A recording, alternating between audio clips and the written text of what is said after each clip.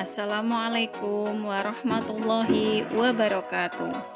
Halo, berjumpa lagi dengan saya Ibu Ernawati, CGP Angkatan 4 Kabupaten Balangan. Di sini saya akan membahas aksi nyata budaya positif melakukan webinar kecil bersama rekan guru SDN Baru Penyembaran 2. Latar belakang budaya positif sekolah adalah sekumpulan nilai yang melandasi perilaku, tradisi, kebiasaan sehari-hari, dan simbol-simbol yang dipraktekkan oleh warga sekolah. Budaya positif sangat penting untuk dikembangkan di sekolah. Untuk itu, peran guru sangatlah penting dalam mewujudkan visi tersebut, karena guru sebagai ujung tombak kualitas pendidikan. Deskripsi aksi nyata. Sebagaimana tujuan pendidikan adalah mewujudkan pelajar Indonesia yang memiliki profil pelajar Pancasila. Untuk membangun budaya positif di sekolah, diperlukan sebuah kolaborasi positif antar pemangku kepentingan di sekolah. Tujuan aksi nyata dapat menjadi motivasi dan inovasi pengalaman belajar bagi rekan guru SDN Baru Penyembaran 2. Lanjut tolak ukur berkembangnya motivasi dan inovasi pengalaman belajar bagi guru SDN Baru Penyembaran 2. Ini masa tindakan. 1. Tahap perencanaan, yaitu melapor dan meminta izin kepada kepala sekolah. Kemudian tahap pelaksanaan, berbagi pengalaman bersama rekan guru.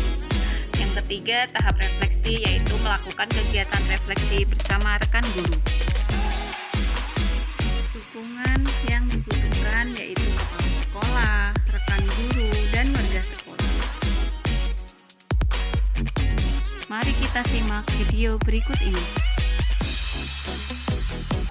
Ya, Bapak, Ibu, terima kasih atas waktunya. Mohon izin untuk Bapak Ansari semuanya ya, karena di sini saya ada tugas sedikit sebagai guru penggerak, yaitu untuk semacam berbagi sharing terhadap apa yang sudah saya jalani kemarin, yaitu tentang satu modul ya, kurang lebih 2 bulan lebih ini habis sudah satu modul. Namun ada tugas yang belum saya selesaikan, yaitu melakukan webinar kecil-kecilan atau group sharing terhadap rekan-rekan semuanya yang ada di sini.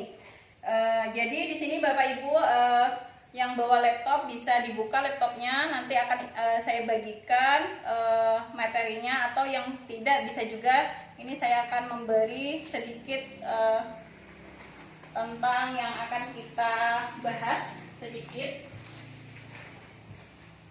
mengenai materi yang saya pelajari di modul 1.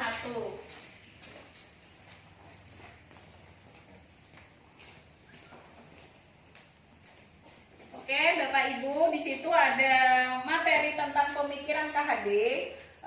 Sedikit saja saya menjelaskan, maksudnya kesimpulan dari pemikiran KHD yang biasanya kita sebut KHD itu Ki Hajar Dewantara ya Bapak Ibu ya.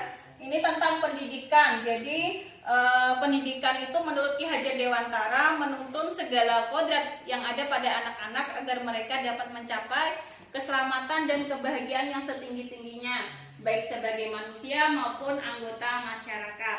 Jadi Bapak Ibu, di situ KHD biasanya yang kita sering dengar, beliau mencetuskan semboyan, yaitu Ing Ngarso Sang Tulodo. Nah, pernah mendengar kan Bapak Ibu? Ing Madio Mangunkarso Tutwuri Handayani. Jadi di depan itu kita sebagai pendidik di depan memberi contoh atau teladan yang baik kepada semuanya, kepada murid kita. Kemudian di tengah kita memberi semangat kepada murid kita, dan yang Tutwuri Handayani itu artinya Bapak Ibu kita memberi dorongan kepada murid kita. Nah, itu semboyan dari Ki Hajar Dewantara tentang pendidikan. Oke Bapak Ibu, kemudian ada sedikit dari nilai dan peran guru penggerak di situ tadi ya. Nilai koneksi antar materi budaya positif, yaitu yang nilai dan peran guru penggerak. Nilai dan peran guru penggerak di situ ada nilainya, ada perannya juga. Nilainya ada inovasi. Bapak Ibu ya. Kemudian mandiri, kolaboratif, reflektif, dan berpihak pada murid. Itu nilainya. Kemudian perannya Bapak Ibu, peran menjadi guru, menjadi pemimpin pembelajaran, menggerakkan komunitas belajar, menjadi mentor bagi guru lain, dan mendorong kolaborasi antar guru, serta mewujudkan kepemimpinan murid. Jadi maksud dari kesimpulannya nilai peran guru penggerak itu sejatinya guru itu mampu memberikan perubahan kepada muridnya untuk kemajuan pendidikan kita bersama. Jadi kita dapat mengidentifikasi dan menggali potensi murid dengan latar yang berbeda. Itu dari peran kita sebagai guru ya. Tidak saja sebagai guru penggerak saja, tapi saya harapkan juga Bapak Ibu juga bisa menerapkannya sebagai guru ya. Tidak harus guru penggerak semuanya juga.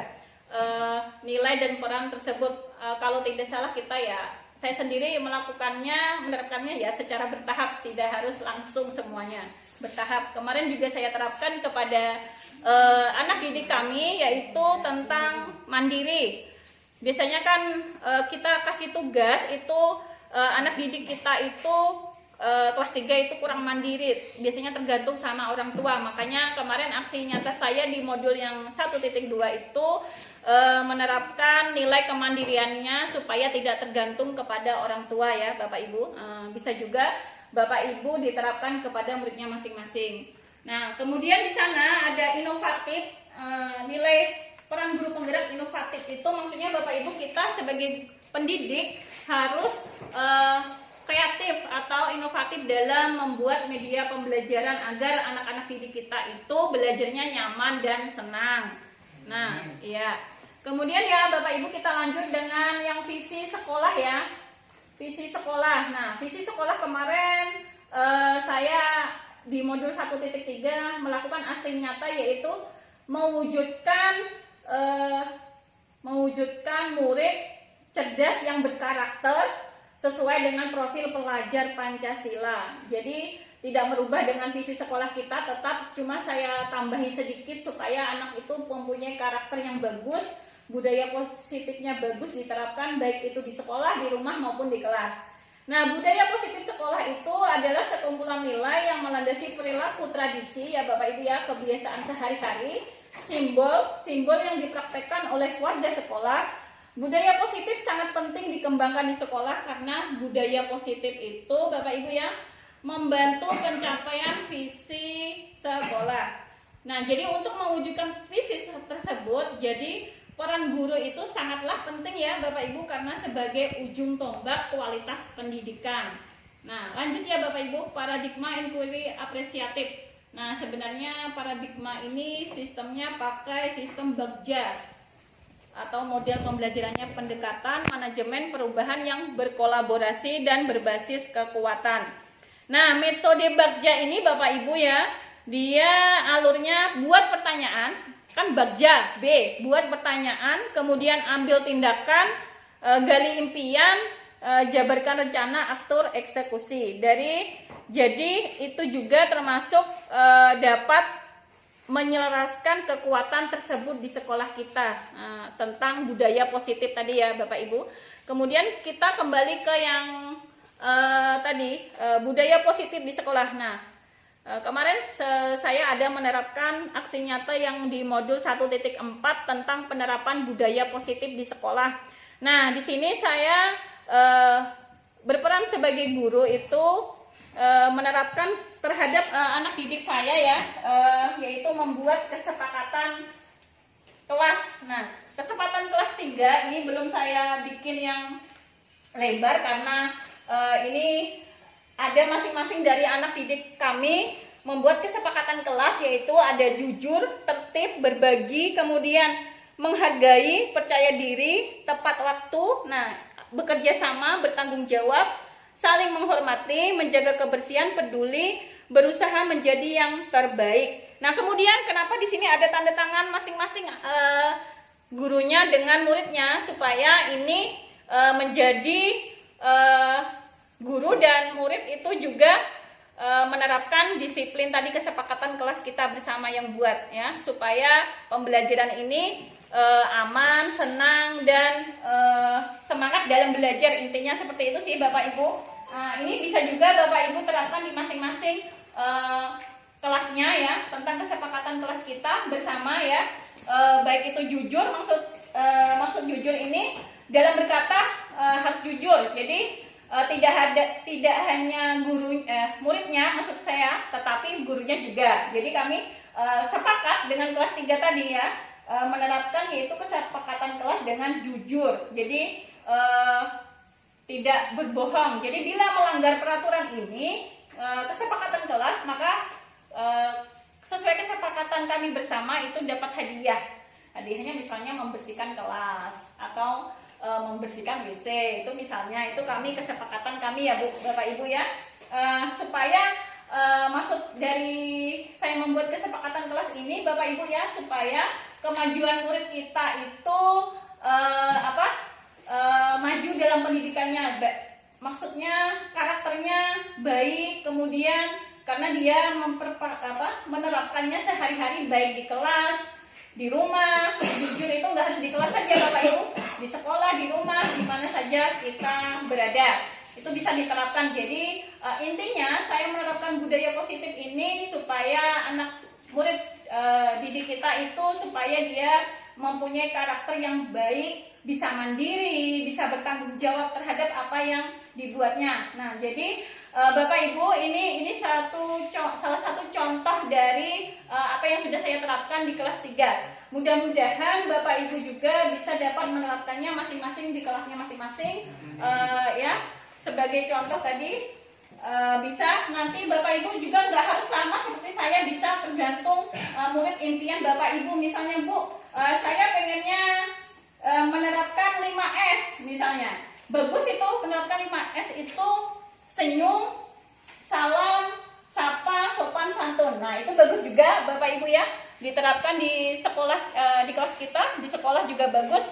Senyum berarti kita harus senyum, salam, sapa, menyapa, sopan santun. Nah, semuanya memuat. Itu juga bagus Bapak Ibu. Kemudian ini sebenarnya masih polos ya Bapak Ibu, karena yang bagus itu ada warnanya supaya anak itu kelihatan semangat juga. Nanti ini kan belum selesai. Jadi tadi kemarin sama anak-anak saya minta itu beli karton pewarna. Nah, karena nanti akan kita buat besar, kemudian kita tempel di dinding kelas kita masing-masing, kemudian kita bubuhi tanda tangan masing-masing ibu guru, maksudnya wali kelasnya sama anak muridnya, supaya dia masih mengingat, masih tahu bagaimana penerapan tentang kesepakatan kelas bersama. Mungkin itu saja ya Bapak Ibu ya, tentang budaya positif di sekolah. Jadi untuk mewujudkan budaya positif, peran guru di kelas itu adalah membuat kesepakatan kelas bersama murid guna mencapai visi sekolah. Jadi visi sekolah kita itu maju, jadi anak murid pun belajar penuh dengan semangat, senang, dan bahagia. Nah, kalau anak murid kita bahagia, tentu gurunya juga ikut bahagia. Nah, mungkin itu saja ya Bapak Ibu ya, tentang kita berbagi pengetahuan tentang budaya positif sekolah. Wassalamualaikum warahmatullahi wabarakatuh. Demikian aksi nyata berbagi pengalaman dengan rekan guru. Terima kasih. Salam guru penggerak, guru bergerak Indonesia maju.